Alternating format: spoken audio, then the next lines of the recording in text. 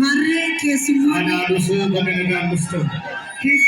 hamma ammaatti eegaatiin jirru seenaadhaan jiru gara iddoo teessuma kabajaa qophaa'eefitti gara baadiyyoo dachee miidhagduu dachee bareedduu kibsachuu dubartoonni goonni keessatti argamu baga nagaan dhuftan jenneeniif. Ana dhufu baga nagaan dhuftan. Ana dhufu baga nagaan dhuftan. Ana dhufu baga nagaan dhuftan. Ulfaadhaa taa ulfaadhaa galatooma. Hawaasni keenya isin keessummoonni baga nagaan dhuftanii isin immoo gara iddoo teessuma keessanii kabajaadhaan nuti ulfaadhaa. Egaa guyyaa har'aa guyyaa ayyaana dubartootaa sadarkaa idil addunyaatti kabajamudha. Ayyaanni kun akka salphaatti asii geenye reefu isinii kaasee ture.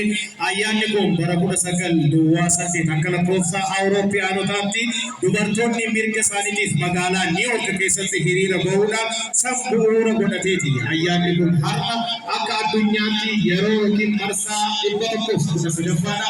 Akka biyya keenyaatti marsaa 48ffaadhaaf kabajamaa jira. Ayyaana marsaa 48ffaadha akka biyya keenyaatti kabajamaa jiru kana mootummaan naannoo Oromiyaa keessattuu biiroo dhimma dubartootaa fi daa'immanii bulchiinsa magaalaa Roobee yookiin godina Baaleetti kabaja jedhee asitti loonii kabajuudhaaf argamanii jiru. Biiroo dhimma dubartootaa fi daa'immaniitiin galatoomaa ulfaadhaa baga loonii kabajuuf dhuftan jedhanii akka. Galatoomaa ulfaadhaa baga loonii kabajuuf dhuftan jedhan. Marree dubartoonni keenya hawwanni siinqee isin kabajanii dubartoota gootatu jira. Gara Baalee dachee miidhagduu fi bareedduu kana imala keenya goonee jirra jedhanii guutuu Oromiyaa irraa asitti argamanii jiru. Wayita tokko ililfadhaatii galateeffadhaa.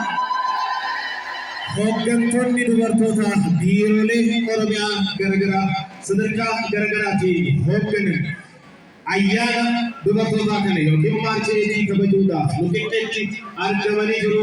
Hooggantoota dubartootaa biiroolee garaagaraatiin ayyaana kana kabajuudhaaf asitti dhufan anaa dhufuu jedhaan isaaniinis. Anaa dhufuu baga nagaan dhuftan jedhaan.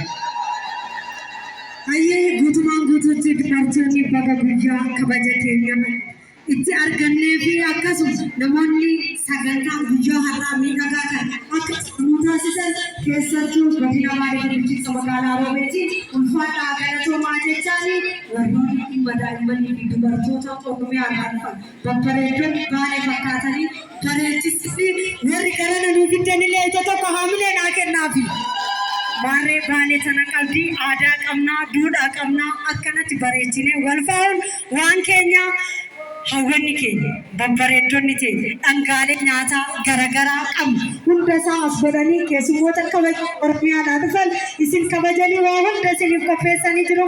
Baga nagaan dhuftan irra deebiidhaan baga nagaan dhuftan isiniin jenneera.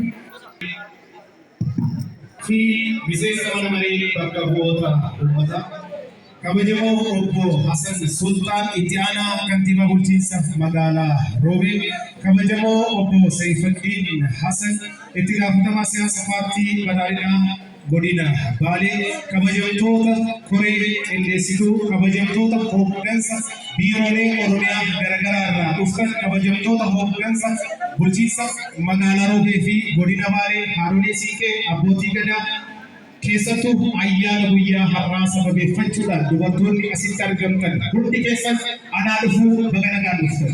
Anaa dhufuu baga nagaan dhuftan.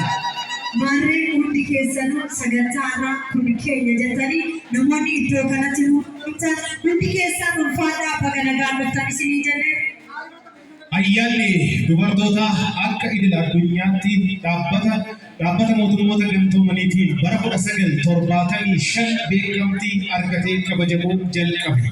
San dura garuu warraaqsa isaa kan jalqabe har'aati.